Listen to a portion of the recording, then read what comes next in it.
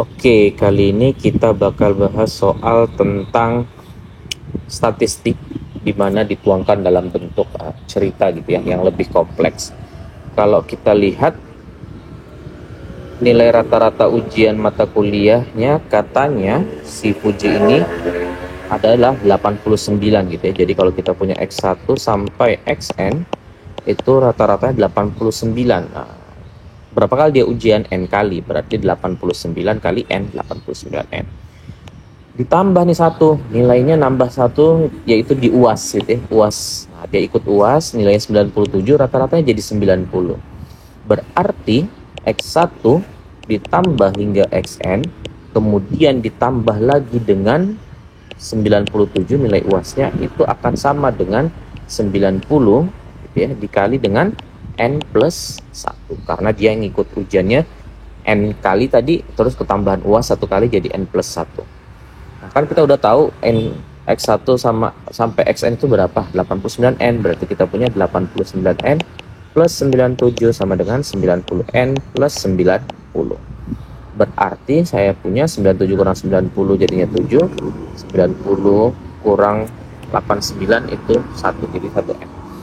Oke, katanya rata-rata 3 nilai ujian pertamanya 80. Oke, berarti kalau saya punya X1 hingga Xn plus 97 itu 90, N kali 8 720 ya jadinya.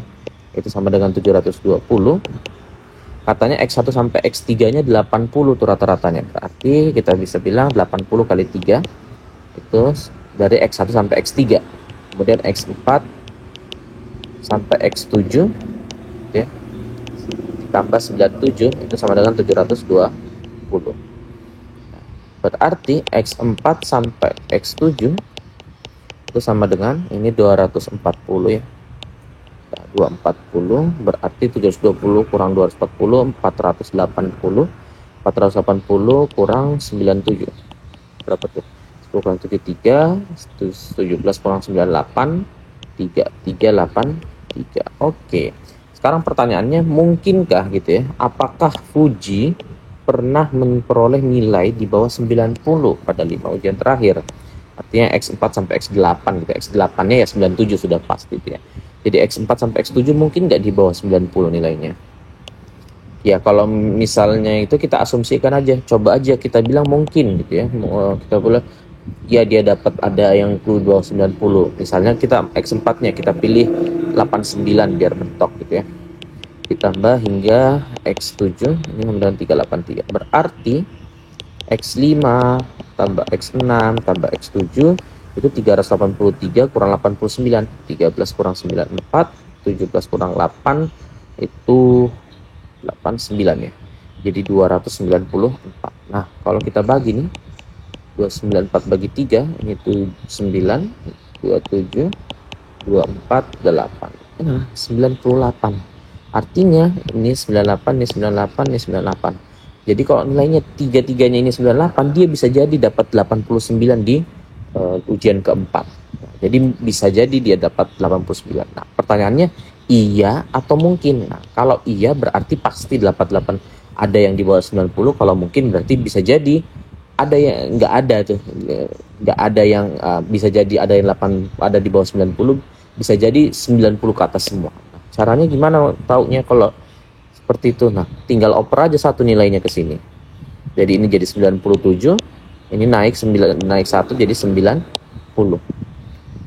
Gitu ya. Jadi otomatis nilainya sudah di atas 90 ke atas semua. Nggak ada yang di bawah 90. Jadi bukan hanya iya tapi jawabannya itu ya mungkin. Ya. Oke, selanjutnya katanya kalau dibandingin kelas 10 dan kelas 11 nilai PTS-nya itu 10 banding 9. Oke. Misalnya yang kelas 10 itu M, yang kelas 11 itu N gitu ya, banyaknya siswanya. Jadi XM banding X bar M banding X bar N itu 10 banding 9. Katanya kalau X bar gabungan itu dibanding dengan X bar kelas 11 saja itu N, berarti itu 85 banding 81. Oke.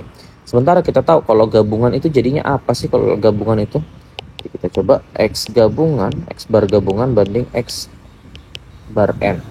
X gabungan itu kan berarti kita gabungin X bar M dengan frekuensinya yaitu M tambah X bar N dengan frekuensinya yaitu N dibagi dengan frekuensinya ya M plus N gitu ya. Nah ini kita bakal bagi dengan X bar N, sesuaikan ya sama ruas kiri dan kanan. Oke, nah, sekarang kita lihat ini X bar N berarti X bar G banding X bar N tadi 85 banding 81. Oke. Nah, ini kita bagi berarti jadinya X bar M per X bar N dikali M tambah X bar N ini jadinya habis gitu ya. Nah, dibagi habis jadi 1 jadi sisa N dibagi M plus N. Nah, X bar N plus per X bar N kan udah ada 10 per 9. Jadi 85 per 81 sama dengan 10 per 9 M plus N per M plus N. Jadi kita punya 85M plus 85N sama dengan 81 bagi 99 jadi 90M plus 81N. Otomatis M-nya jadi 5M, N-nya jadi 85 kurang 81 4N. Berarti perbandingannya berapa? M banding N-nya 4 banding 5. Artinya lebih sedikit yang M. M itu kelas 10, berarti A-nya yang M, ini yang N. Berarti A-nya lebih kecil daripada B. Jadi jawabannya yang B. Oke, kayak gitu.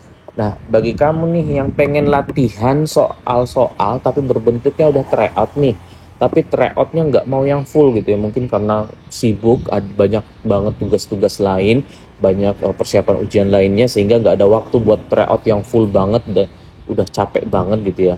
Nah, kamu bisa aja di Analitika itu ada fitur mini tryout. Nah, mini tryout ini adalah TO yang hanya per subtest saja. Jadi kamu bisa ngerjain secara intensif gitu ya soal-soal yang sudah seperti TO, cuman hanya lebih kecil saja bentukannya. Jadi cuman per subtest, jadi waktunya lebih singkat. Nah, jadi bisa aku tunjukin kalau kamu buka nanti di Analitika gitu ya, saat kamu udah buka di Jelajah itu nanti ada SNBT 2024 yang kamu buka, di bagian bawah itu ada mini tryout nih. Nah, untuk sementara ini udah ada kemampuan memahami bacaan dan menulis, kemudian ada kemampuan pengetahuan umum, ada penalaran matematika dan pengetahuan kuantitatif. Nah, bisa kamu, bagi kamu yang sudah berlangganan nih di Analitika, bisa kamu coba ini satu persatu dengan masing-masing waktu, jadi lebih fleksibel belajarnya gitu ya. Jadi sudah ada nih mode full experience-nya, ada mode fleksibelnya, bisa